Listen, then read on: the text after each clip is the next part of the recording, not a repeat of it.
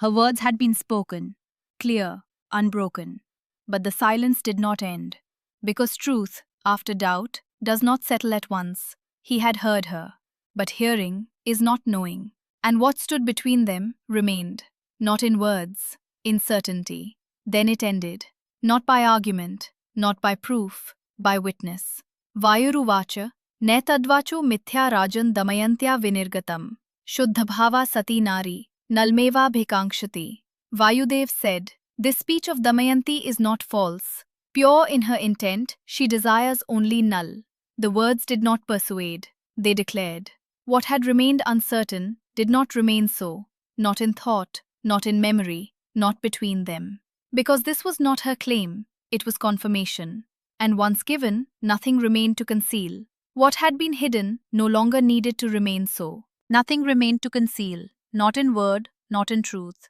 But what stood before her was still not him, not in form. Because what had hidden him had not begun here. It had begun before, in the forest, in exile, when he had met the serpent, Karkotaka, not as enemy, but as one who altered him, to conceal, to protect, and to return him when the time came. Karkotako naam nago dadau, tasmai mahatmane, vasasi divyarupe cha dharane, swam vapuhu punaha. The serpent Karkotaka gave him garments. Upon wearing them, he would regain his true form. That time had come. He took the garment, kept, unworn, until now. And when he wore it, nothing resisted, nothing remained hidden. The form returned, null, not altered, not concealed, as he had been. And now there was no distance left, not in truth, not in sight. He stood before her, not concealed, not altered, null, as he had been. What had been separated stood restored, not in memory, in sight. Tam drishtva rupa sampannam nalam satyaparakramam damayanti babhuvath bashpa purne kshana tada. Seeing Nal restored in his true form, Damayanti's eyes filled with tears. She did not speak at once, not because words were absent, but because they were no longer needed. What had been endured did not require telling. What had been lost did not require recall, because both stood resolved, in presence.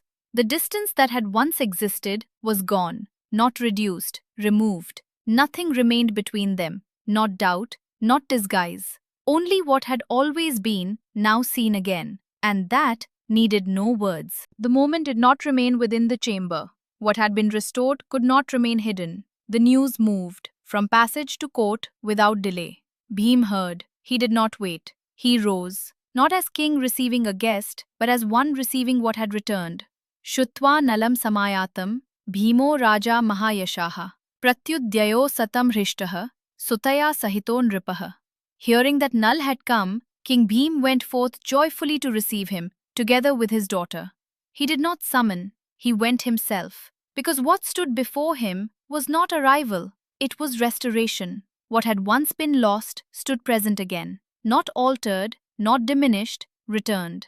And in that, what had divided them before no longer held, not in memory, not in the present, because what had been broken stood restored. What had been hidden was no longer hidden, not in the chamber, not in the court, and not from him.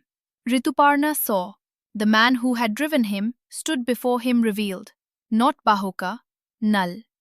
Rituparno apitam gyatva, nalam dharmabhritam varam, vidyamadaya tasmat sa punarayat swamandiram. Rituparna, having recognized him as Nal, took the knowledge from him and returned to his own city. He did not question, he did not resist, because what had passed between them had already been exchanged. On the journey, skill for skill, knowledge for knowledge, completed. What he had come for was no longer here, and what he had received was enough. So he did not remain, he turned, as one who had finished what was to be done, and departed, leaving behind not loss, but completion, because what stood here had already reached its end.